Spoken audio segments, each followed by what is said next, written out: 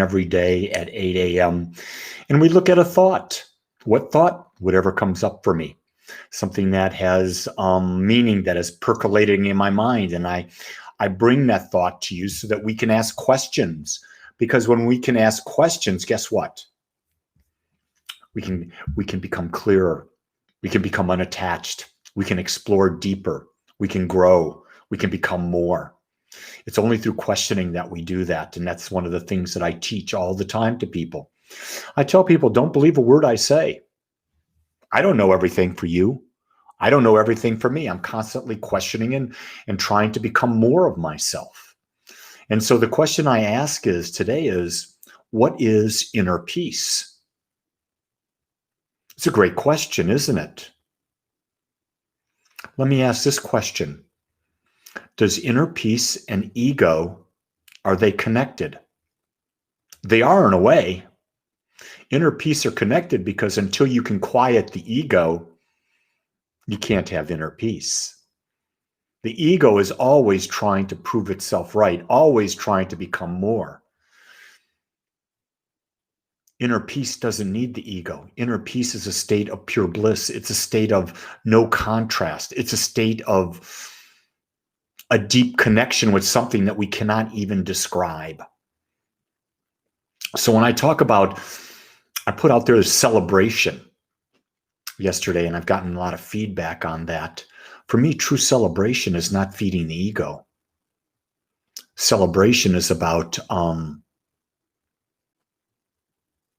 being at peace with yourself, understanding that no matter what is happening, this too shall pass. You know, it was so great yesterday. We had our first in-person back to service in 8 months yesterday, and it was absolutely wonderful to be with people. You know, it was different, but I'll tell you something. Here's a secret. No one else knows. I'm going to tell you. We're bringing the band back next week. We finally realize we need the band. Not that we need, we choose the band. And so while we had Gene and Steve singing and playing the guitar, next week we'll have the full band, so we'll be kicking it. So if you're in Dallas-Fort Worth and you want to join us, go reserve your spot. Got to reserve your spot at agapecsl.com. And if you reserve your spot and you know who I'm talking to, show up. Don't be like 30% of the people that reserved a spot didn't show up, and there were people that could have reserved a spot.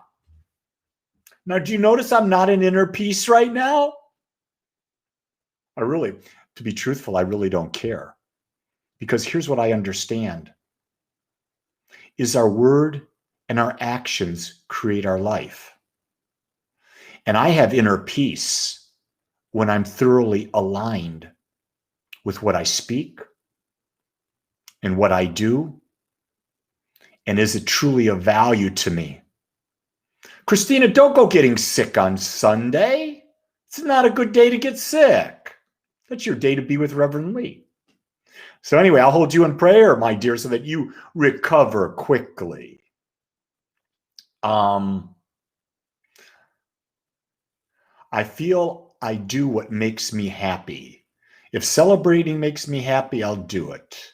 Gotta trust myself. Well, I agree, you gotta trust yourself. Just realize that happiness is the result of an external event. The whole idea that we can be happy all the time, that is the greatest opioid of the masses that we have bought into.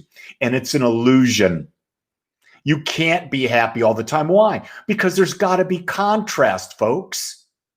Contrast is a key to having experience in life. And my God, without contrast, life would be boring.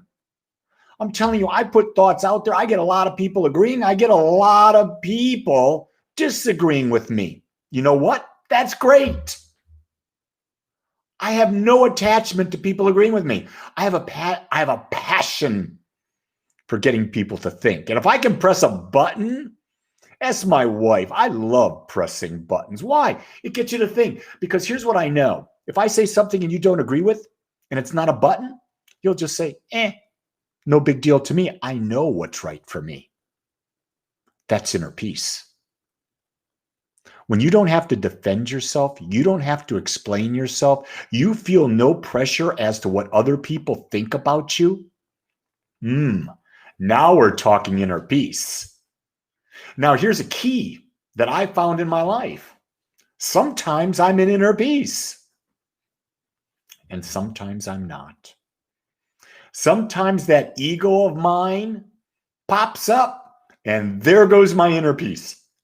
What does that ego want to do? I'll show them. I want to be right. I don't care if I'm not happy. I'm going to be right no matter what. Ego's got to feed itself. It's got to be right. And for the ego to be right, what's it got to do? It's got to put other people down. It's got to put itself above everyone else. I don't think that's going to create a lot of harmony. Do you? Now, and by saying get rid of the ego, it's impossible. But I'm saying is observe the ego and you control it and don't let it control you. That's my thought for the day. If you got anything you want to talk about, you can put it in a comment. I'll talk about it either today or I'll talk about it the next time I'm on, because I'm on 7 days a week. I'm actually on more than that, 7 days a week with this. Then I do meditations every morning at 7 a.m. If you want to join me, agapecsl.com, go to the calendar, click on the link, and you'll get the Zoom link, and you can join me for meditation. Today we had 17 people from around the world meditating together. Let's talk inner peace. Meditating with a group of people. Powerful. Absolutely powerful. And so we got that. And then on Sundays, I do my live celebration. We did it yesterday. We streamed it all over the world. If you have feedback on it, things you'd like to see a little differently, hey, I'm open to the idea. Not saying I'll agree with you. I'm always open to hear. Why? Because I realize there's always a greater idea than the one I have. So with that in mind, you go out and create a great day. And if no one tells you it today, know that I love you and I accept you just the way you are. Until next time, aloha.